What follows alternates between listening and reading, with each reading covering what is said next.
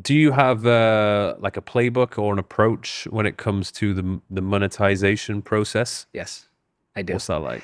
And this is directly from my experience. So for the fourth in my creator vision, which is that monetization, I think about an ecosystem. I think about how can you make money so you mitigate risk at all levels, right? I think what happens for creators, they immediately jump into brand deals, right? They're like, I want to do brand deals because that's what I see a lot of other creators do.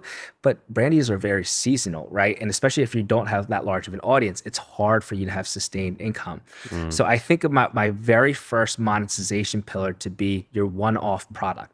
And this could be an extremely simple MVP, your minimum viable product. So I literally did a digital PDF and made tens of thousands of dollars on it. Why? Not because anything in that was particularly designed specially, but because I understood my pain points in my audience and I wanted to see if I could deliver something that my audience would purchase.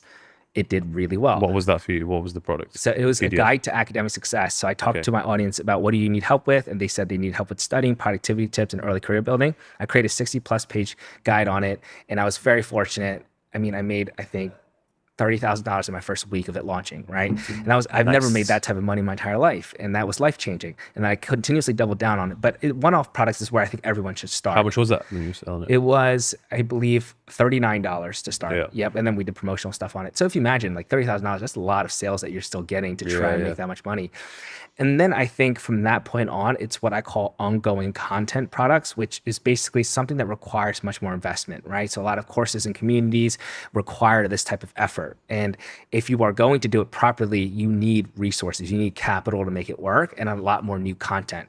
Mhm. So that's like my second realm of content. So it's like, or second realm of monetization. The first one is your one-off product, get and understand and test to see if you can sell something to your audience, then do something where it requires more effort, but you have an MMR, you have like subscription-based model.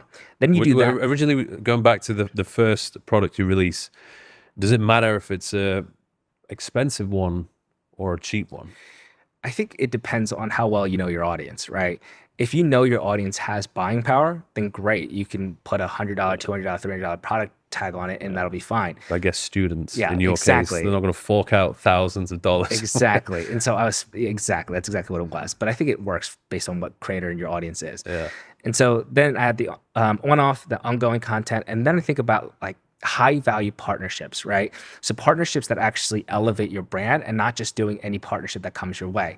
So the third aspect to that is like when I just did the Red Bull Basement World Finals and I was a global judge for that, like that was huge for Is my it the Red branding. Bull what? So Red Bull Basement World Finals. So Red Bull Basement itself is a title in which they do national competition. So based on what country you're in, they will host these sessions where entrepreneurs from that region will compete. It's like Shark Tank, basically. I didn't even know Red Bull did that. Yeah, it's sick. Like they literally they'll do Shark Tank and then they'll keep doing it per region and country. And then Tokyo was the global final. So then 40 countries, 40 teams from them came to that competition and I was the judge for it for like a 4 or 5 day period.